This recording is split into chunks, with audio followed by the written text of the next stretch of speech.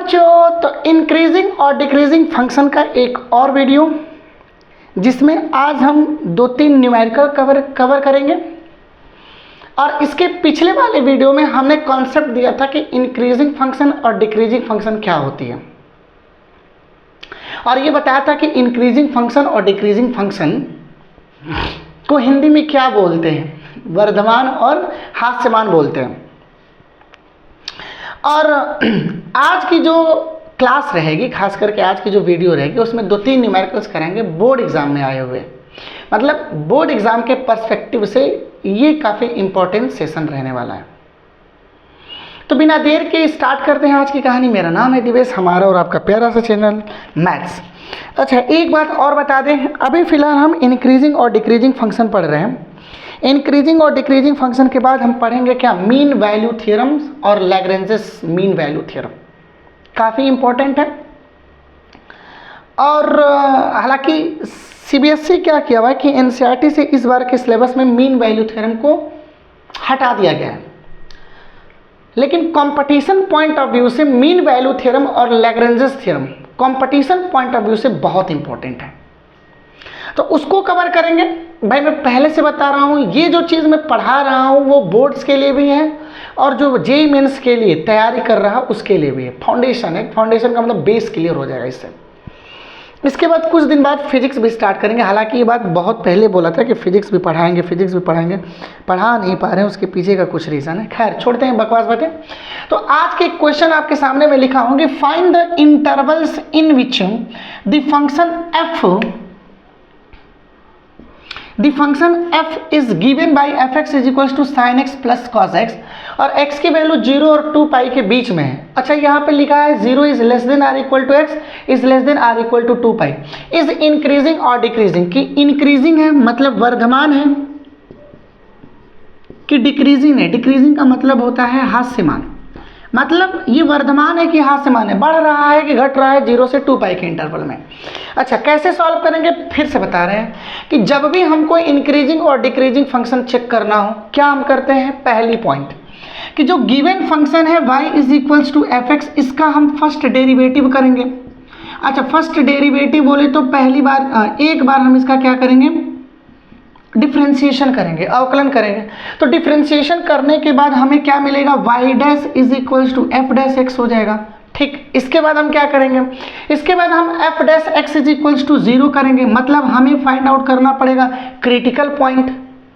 Critical point find out करने का फायदा क्या होता है, हमें मालूम चल जाता है कि किस इंटरवल से किस इंटरवल में ये पॉजिटिव वैल्यू देगा और किस इंटरवल से कुछ इंटरवल में ये नेगेटिव वैल्यू देगा। सो हम क्या करेंगे, F dash is equals to 0 करेंगे। अब F dash X is equals to 0 कर करके हम क्या करेंगे कि एक्स की वैल्यू फाइंड आउट करेंगे। तो मान लीजिए कि एक्स की वैल्यू a1 आ रहा है, a2 आ रहा है। ऐसे अगर क्वाड्रेटिक है तो एक्स की 2 वैल्यू होंगी, क्यूबिक रहा तो एक्स के 3 वैल्यू होंगे। तो मान लेते हैं कि एक्स की 2 वैल्यू आ रही है, a1 और a2 फॉर एग्जाम्पल। अब क्या करेंगे कि x की वैल्यू इस एफ डैश एक्स में रखेंगे, और अगर x की वैल्यू एफ डैश एक्स रखने अगर एफ डैश एक्स की वैल्यू 0 से बड़ी हो जाए, और अगर एफ डैश एक्स की वैल्यू 0 से बड़ी हो जाएगी तब तो हमारी फंक्शन हो जाएगी इंक्रीजिंग, और अगर एफ डैश एक्स की वैल्यू 0 से छोटी हो जाएगी तब हो जाएगी वो डिक्रीजिंग। इतनी बात समझ में आएगी। तो ये पूरी की पूरी प्रोसेस हमने बताया था कि इंक्रीजिंग और डिक्रीजिंग फंक्शन को कैसे चेक किया जाता है। अच्छा, एक पॉइंट नोट करके लिख लीजिए, क्या मैं बता रहा हूं, पहले लिखो नोट डाउन, झकास नोट, झकास नोट। पहला, अगर साइन थीटा बराबर साइन अल्फा हुआ, साइन थीटा बराबर साइन थीटा अल्फा हुआ, तो जो जनरल सोल्यूशन होगा थीटा का, जनरल सोल्यूशन थीटा का होगा, theta is equals to n pi plus minus 1 to the power n into alpha. अभी क्या है, नोट करके लिख लो कि अगर साइन थीटा बराबर साइन अल्फा हुआ तो थीटा की जो जनरल सोल्यूशन होगी, यानी जनरल सोल्यूशन ऑफ थीटा, उसको हम लिखेंगे theta is equals to n pi plus minus 1 to the power n alpha, जहां n की वैल्यू 0, 1, 2, 3, 4, -1, -2, -3, -4 यूं ऐसे करके निकाला जाएगा। ठीक, अच्छा या पॉजिटिव इंटीजर ले लो, इसको मिटा दे रहने दे, चलो रहने देते हैं। और अगर मान लो कि cos theta is equals to cos alpha रहा, तब जो जनरल सोल्यूशन होगा थीटा का वो होगी 2n pi plus minus alpha. क्यों ऐसा मैं कर रहा हूँ, देखो हमने बताया था कि ट्रिग्नोमेट्रिक फंक्शन जैसे साइन जीरो की वैल्यू जीरो होती है, तो अगली बार साइन जीरो कब होगा 360, अगली बार साइन जीरो कब होगा, साइन जीरो जीरो कब होगा 720, अगली बार 720 में 360 जोड़ते रहे, मतलब कि एक ही वैल्यू रिपीट करती रहती है। जैसे साइन थीटा भी रिपीट करेगा, कॉस थीटा भी रिपीट करेगा, टेन थीटा भी रिपीट करेगा। तो ये फार्मूला वो बताता है कि किस किस एंगल पर साइन की वैल्यू 1/3 होगी। जैसे 1/3 बोल रहे 1/2 होगी। जैसे साइन 30 का मान कितना होता है 1/2।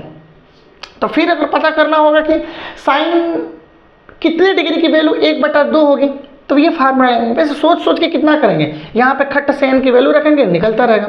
जैसे मान लीजिए कि हमने कहा sine theta is equals to, मान लीजिए sine theta is equals to आ रहा है कितना 1/2, तो हम क्या लिखेंगे sine theta is equals to sine 30 का मान हो जाएगा 30, या लिखेंगे sine theta is equals to 30 का मतलब होगा π/6, रेडियन में लिखेंगे। तो यहाँ से जनरल सॉल्यूशन क्या होगा, theta is equals to n pi plus minus 1 to the power n, और अल्फा की जगह पे लिखेंगे π/6। अब देखिए n का मान 0 रखो, तो n की वैल्यू 0 रखेंगे, तो यहाँ पे 0 रखेंगे तो ये तो 0 हो जाएगी। अच्छा यहाँ पे 0 रखेंगे तो किसी भी नंबर के पावर 0 की वैल्यू 1 होती है, तो पहला वैल्यू मिल जाएगी थीटा का मान π/6। अब n की वैल्यू 1 रखेंगे तो यहाँ पे भी 1 रखेंगे, तो थीटा बराबर होगा 1 पाई प्लस माइनस 1 के पावर 1 इंटू π/6। अब ये हो जाएगा पाई और प्लस माइनस माइनस π/6, तो 6 कम 6 में से गया 5 5π/6, मतलब कि 1/2 π/6 पर होगा और 5 π/6 पर भी होगा। इसी तरह n की वैल्यू 2 रखेंगे तो फिर मिल जाएगा अगला एंगल, 3 रखेंगे तो फिर मिल जाएगा, 4 रखेंगे तो ऐसे मिलता जाएगा। समझ रहे हैं मेरी बात? तो ये चेक करने का एक प्रोसेस, मतलब कह सकते हैं कि अलग अलग एंगल पर साइन की वैल्यू एक ही हो सकती है, या किसी भी ट्रिग्नोमेट्री की। खास करके एक चीज़ बता रहे हैं, ये फार्मूला बस साइन के लिए होगा, तो उसी तरह ये फार्मूला बस कॉस के लिए होगा। कॉस थीटा बराबर कॉस अल्फा, तो थीटा बराबर 2n pi plus minus alpha करेंगे। तीसरा, ये तो पहला था, ये दूसरा। अब तीसरा, अगर दे दिया कि tan theta is equals to tan alpha, तब जो जनरल सोल्यूशन होगा थीटा का, जनरल सोल्यूशन जो होगा वो होगा n पाई प्लस अल्फा। क्या होगा, n पाई प्लस अल्फा, जहां n का मान 0 1 2 3 4 5 6 डॉट डॉट डॉट। समझ रहे हैं मेरी बात? तो इन 3 पॉइंट को कहीं नोट डाउन करके लिख ले, भविष्य में बहुत काम देने वाला है, इसलिए कह रहे हैं नोट डाउन करके लिखें। समझ में मेरी बात आ गई? तो आओ क्वेश्चन को करते हैं। मिटा देते इसको। अब क्वेश्चन करते हैं ये 1। देखिए क्वेश्चन दिया है f(x) is equals to sine x plus cos x। किस इंटरवल की बात कर रहा है? Interval 0 is less than or equal to x is less than or equal to two pi. अच्छा इसको कैसे लिखेंगे? So x belongs to 0 to 2π, close interval. x की वैल्यू क्लोज इंटरवल 0 से 2π के बीच में होगी, क्लोज इंटरवल 0 से 2π के बीच में होगी। 1 मिनट देखिए ये चीज आ रही है कि नहीं कैमरा में? हाँ ठीक, 0 से 2π के बीच में। अब क्या करना है, प्रोसेस याद करो। गिवन फंक्शन का एक बार डिफरेंशिएट करना होता है तो कर दो, तो लिखेंगे x के सापेक्ष अवकलन करने पर differentiate with respect to x के रिस्पेक्ट में डिफरेंशिएट करो, तो इसका डिफरेंशिएशन f'(x). अच्छा साइन का डिफरेंशिएशन cos होता है, cos का डिफरेंशिएशन साइन होता है। इतना तो सीख क्या होगा ना, साइन का cos, cos का माइनस साइन, tan का sec स्क्वायर x, sec का sec x tan x, sec का sec x tan x होता है। सो यहाँ से साइन x का डिफरेंशिएशन होगा cos x, और cos x का डिफरेंशिएशन कितना होता है माइनस साइन x। अब क्या करोगे, क्रिटिकल पॉइंट इसको डब्बा में पैक करो, टचक टुचुक ट्यू। अब क्या करोगे, find the critical point, critical POINT, critical point. Critical point के लिए क्या करना होगा, f'(x) इज इक्वल्स टू 0। अब रखिए f'(x), cos x minus sine x बराबर होगा 0।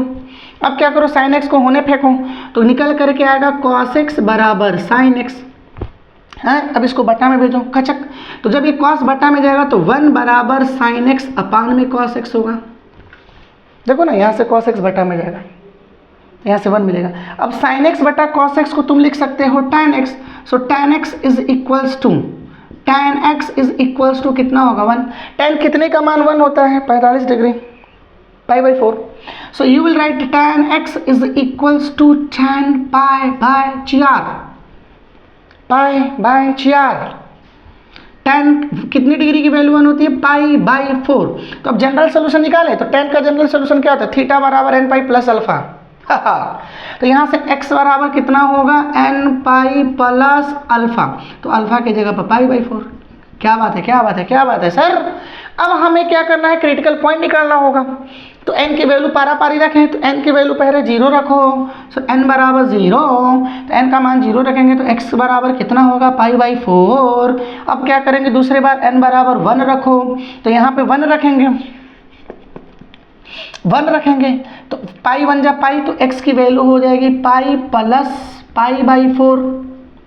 अब n की वैल्यू 2 रखेंगे। सर कब तक रखेंगे, तब तक रखेंगे जब तक x की वैल्यू 0 और 2 पाई के बीच में रहे, इस बात का विशेष ध्यान। n की वैल्यू हम तब तक 1 2 3 4 ऐसे रखते जाएंगे अगर हमारी वैल्यू जो मिल रही है 0 और 2 पाई के बीच में, मतलब गिवन इंटरवल के बीच में, तब तक हम रखेंगे। जैसे पाई प्लस पाई बाई 4 2 पाई के बीच में आता है। अब अगर हम n की वैल्यू 2 रखेंगे, यहाँ पे 2 रखेंगे तो x बराबर होगा, ध्यान दीजिएगा 2 रखेंगे तो होगा 2 पाई प्लस पाई बाई 4, और 2 पाई प्लस पाई बाई 4 2 पाई के बाद आता है, 0 और 2 पाई के बीच में ये नहीं आता है। यानी हम n बराबर 2 पर हम नहीं रख करके रखेंगे, वैल्यू नहीं निकालेंगे।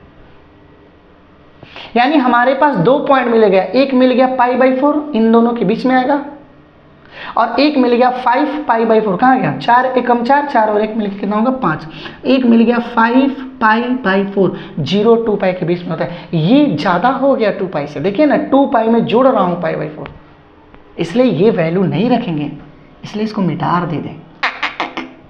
समझ में मेरी बात आ गई। यानी tan 45 डिग्री का मान पाई बाई 4 का मान 1 होगा, और tan 5 पाई बाई 4 का मान भी 1 ही होगा। चेक करके देख लो, है सर विश्वास नहीं हो रहा है। सो tan 5 पाई बाई 4 इसको लिख सकते हो पाई प्लस पाई बाई 4। अरे यही तो है। और ये tan 180 प्लस थीटा किस क्वाड्रेंट में जाएगा, A S T C all positive sine 10 third quadrant में। 180 होता है ये, कचर कुचुर कचर 180, और 180 में से कुछ भी जोड़ो, 180 में कुछ भी जोड़ो तो थर्ड क्वाड्रेंट में जाएगा, और थर्ड क्वाड्रेंट में T पॉजिटिव मतलब tan पॉजिटिव होता है, तो ये थर्ड क्वाड्रेंट में जा रहा था। इसको हम लिखेंगे tan pi by 4, tan pi by 4 का मान 1 होता है। देख लो, समझ में मेरी बात आ गई। ओके, तो सर हमारे पास 2 वैल्यू मिल गई, एक हो गई x बराबर पाई बाई 4 और एक हो गया 5 पाई बाई 4, ये हो गई हमारे क्रिटिकल पॉइंट। तो खूबसूरती से मिटार देते हैं इसको, खूबसूरती से मिटार देते हैं इसको। क्या कहा था x का मान, तो एक नंबर लाइन ड्रा करो, यहाँ पे लिखो 0, यहाँ पे लिखो 2 पाई, एक लिखो पाई बाई 4, एक लिखो 5 पाई बाई 4। अग्री कर रहे हो ना, एक पाई बाई 4 एक 5 बाई 4, 5 पाई बाई 4 है, 5 पाई बाई 4 है। अच्छा, 0 और पाई बाई 4 के बीच में कोई एक एंगल ले लो, 0 और पाई बाई 4 का मतलब होता है 45, तो एक बीच में एंगल ले लेते हैं 30, इसके और इसके बीच का एक एंगल ले लेते हैं, पाई बाई 4 45 होता है, यानी ले लेते हैं 60, कोई एक एंगल ले लो उनके बीच में। 5 पाई बाई 4 बस रहने दो इतना। देखो अब क्या करो, 30 यहाँ पे रखो, लिखेंगे इसलिए f डैश x बराबर cos 30 माइनस साइन 30। क्या कर रहे हैं सर, cos 30 का मान होता है करड़ी में 3 बटा 2, पक्के ना। cos 30 का मान क्या होता है, करड़ी में 3 बटा 2। सर आप बताइए। हाँ, cos 30 का मान होता है करड़ी में 3 बटा 2, साइन 30 का मान कितना होता है 1 बटा 2। या अब एक बात बताओ, ये प्लस करड़ी में 3 बटा 2 माइनस, ये तो बड़ा हुआ ना, इससे एलसीएम ले लो पहले। एलसीएम (2√3 - 1). √3 एक से बड़ा होता है कि नहीं? बिल्कुल होता है सर। तो बड़े में से छोटा को माइनस करोगे तो पॉजिटिव होगा, यानी पॉजिटिव नंबर ओवरऑल आएगा, पॉजिटिव। तो पॉजिटिव होने का मतलब f' पॉजिटिव होने का मतलब कि 0 से बड़ा हुआ, यानी इस इंटरवल में 0 से π/4 में ये पॉजिटिव आ रहा। अब 60 रख करके देखो, कहाँ रख कर दे, कहाँ रख, यहाँ पे रखे 60 रखूँ, मिटा रहा इसको। 60 रखेंगे तो होगा cos x, cos 60 minus sin 60, cos 60 का मान 1/2, sin 60 का मान करड़ी में 3/2, एलसीएम 1 माइनस एलसीएम 2। अब देखिए 1 में से √3 माइनस करना है, √3 की वैल्यू होती है 1.732, एक से बड़ा। तो छोटा में से बड़ा माइनस करोगे तो ऑब्वियसली नेगेटिव होगा, बटा में दूँ, यानी ये नेगेटिव आ गई। नेगेटिव का मतलब लेस देन 0 होने का मतलब लर माइनस। तो अब अल्टरनेट क्रम से होगा प्लस माइनस, तो फिर इसके बाद क्या आएगा? प्लस आएगा। चेक करके देख लो, हमको आता है, ट्रस्ट है कि ये प्लस ही आएगा। मतलब ये हुआ कि 0 से π/4 के बीच में f' पॉजिटिव, π/4 से 5π/4 के बीच में f' नेगेटिव, और 5π/4 से 2π के बीच में f' फिर से पॉजिटिव, यानी इसमें इंक्रीजिंग, इसमें इंक्रीजिंग, और इन दोनों के बीच में डिक्रीजिंग। तो क्या लिखा जाएगा? So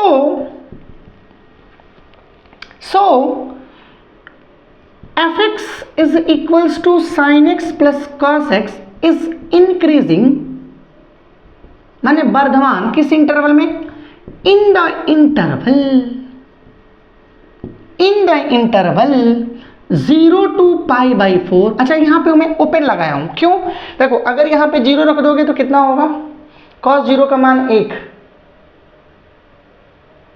साइन 0 का मान 0 रख देंगे तो 1, इसमें पॉजिटिव आएगा ना। तो ऐसा करते हैं, 0 से π/4 ओपन इंटरवल कर सकते हैं, क्लोज इंटरवल कर सकते हैं, नहीं 0 पर भी तो पॉजिटिव आ रहा, 0 पर तो पॉजिटिव आ रहा, ठीक है। यानी ऐसे 0 से π/4 और यहाँ पे ओपन करेंगे, क्यों? π/4 रख देंगे तो cos π/4 माइनस sin π/4 मिल जाएगा। cos π/4 45 डिग्री, यानी cos 45 1/√2, sin π/4 1/√2, 1/2 1/√2 घटा देंगे तो 0 आ जाएगा। यानी नाइदर इंक्रीजिंग, 0 पर न तो इंक्रीजिंग होता है न तो डिक्रीजिंग, इसलिए हमने ओपन इंटरवल कर दिया।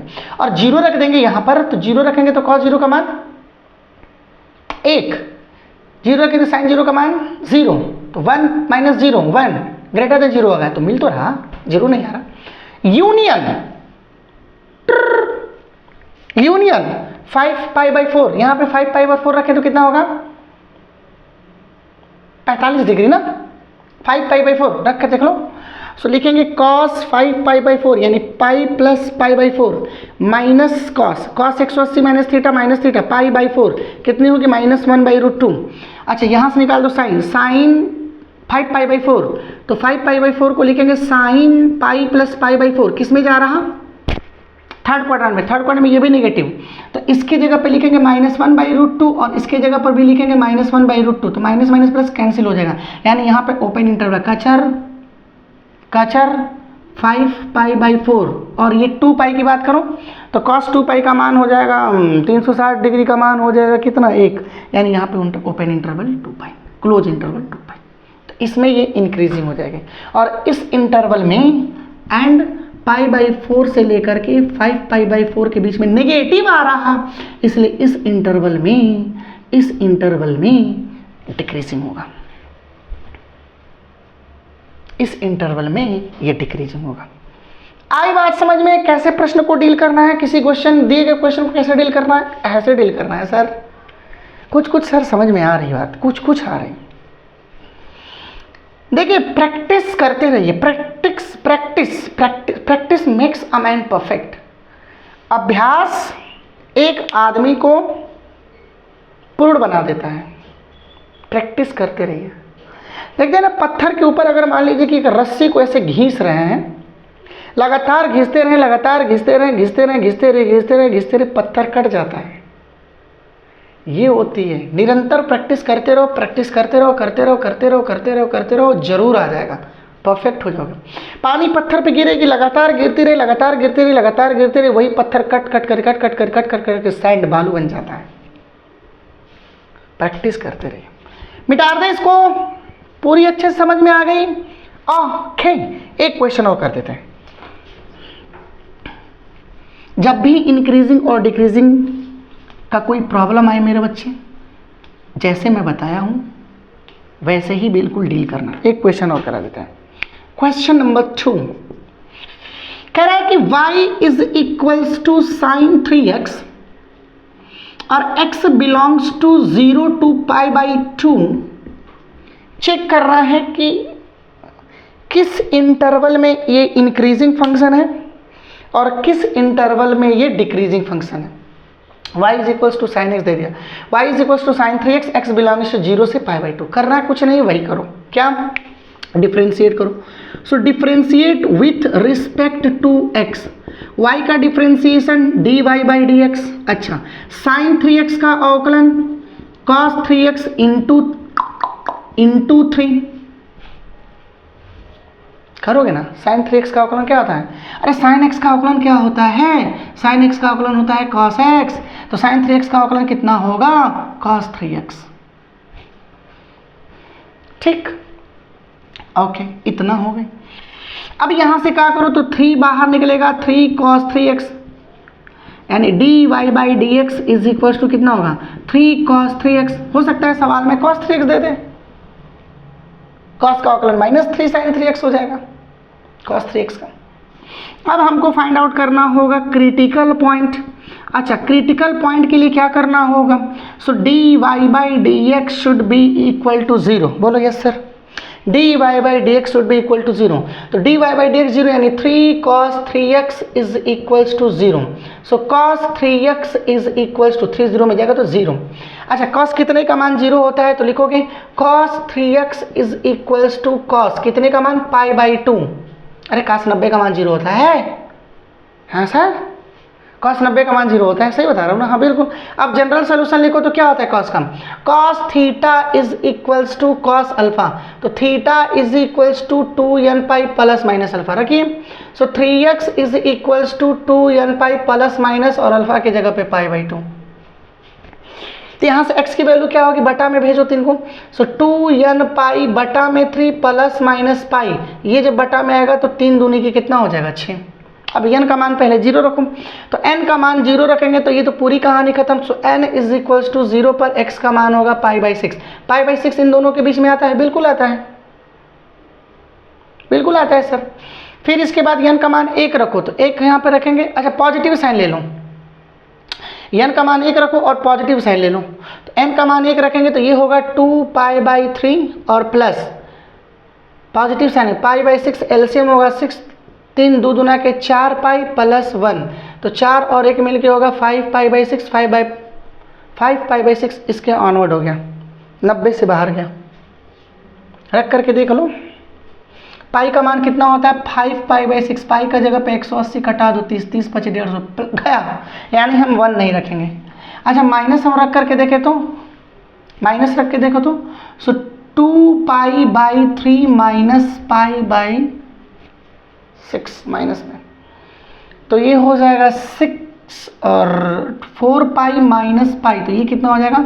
3π/6, 3π/2 है। बताइए है, तो एक क्रिटिकल पॉइंट मिलेगी। कौन कौन सी? एक 0 और इसके बीच में π/6 और यहाँ पे आ रहा था कितना? π/2। तो π/6 के इधर पर देखोगे तो एक ले लो, क्या π/6 का मतलब 30 होता है ना, तो 30 पर क्या लिखोगे? 30 से पहले क्या लिखोगे? 15। एक चीज और तरीका बता रहे हैं क्या,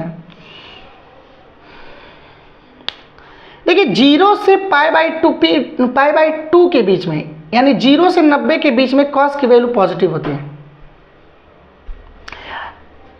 थीटा बढ़ने पर cos की वैल्यू घटती है 0 से 90 के बीच में। थीटा बढ़ने पर cos की वैल्यू घटती है 0 से 90 के बीच में, बट नेगेटिव नहीं होती है, ये बात याद रखना। 0 से π/2 के बीच में, 0 से π/2 के बीच में कोई भी एंगल x की वैल्यू कुछ भी रखिए यहाँ पर, कहाँ पे रख देगा? यहाँ पर। अच्छा, ये तो पॉजिटिव है, x की वैल्यू कुछ भी रखेंगे तो 0 से π/2 के बीच में ये पॉजिटिव होगा, मतलब ये पॉजिटिव हो गया, यानी dy by D x positive हो गया तो ये इंक्रीजिंग फंक्शन हो गई। और डायरेक्ट भी देख लो 0 से पाई बाई 2 के बीच में ये इंक्रीजिंग होता है। थीटा की वैल्यू इंक्रीज करने पर कॉस साइन की वैल्यू इंक्रीज कर दी, बात मालूम है कि नहीं। साइन 0 का मान 0, साइन 30 का मान 1/2, साइन 45 का मान 1 करड़ी में 2, साइन 60 का मान करड़ी में 3/2, साइन 90 का मान 1। तो 0 से पाई बाई 2 के बीच में थीटा बढ़ने पर साइन की वैल्यू बढ़ जाती है, एंगल बढ़ने पर साइन की वैल्यू बढ़ जाती है। तो बिना देखे कर सकते थे, वो तो मैंने प्रोसेस बता दिया। हेंस द गिवन फंक्शन, दिया गया फलन is an increasing function 0 to pi by 2। बोलो जय माता दी, समझ में मेरी बात आ गई? अरे बिना देखे कर सकते हो। अच्छा ये दे रहा था y बराबर cos 3x, तब वह प्रोसेस करना पड़ेगा, ऐसे ही करना पड़ेगा जो कर रहा हूं। आई थिंक ये बातें आपको समझ में आ गई होंगी। उम्मीद करते हैं कि आपको ये चीज़ पसंद आई होगी। एक होमवर्क में क्वेश्चन रख लूँ, एक होमवर्क में क्वेश्चन रख लो। क्या अभी देखे जा रहे हैं, बिल्कुल करना। फाइंड द इंटरवल इन विच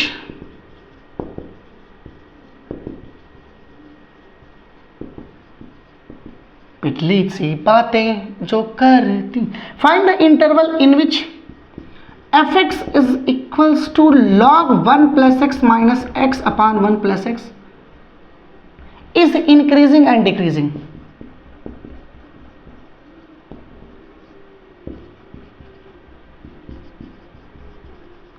कह रहा वो इंटरवल फाइंड आउट कीजिए जिसमें ये गिवन फंक्शन इंक्रीजिंग हो और डिक्रीजिंग हो, वही काम करना। अच्छा एक चीज बता रहे हैं कि log x का डिफरेंशिएशन क्या होता है, d by D x log x. Log x का डिफरेंशिएशन क्या होता है, 1 बाई एक्स।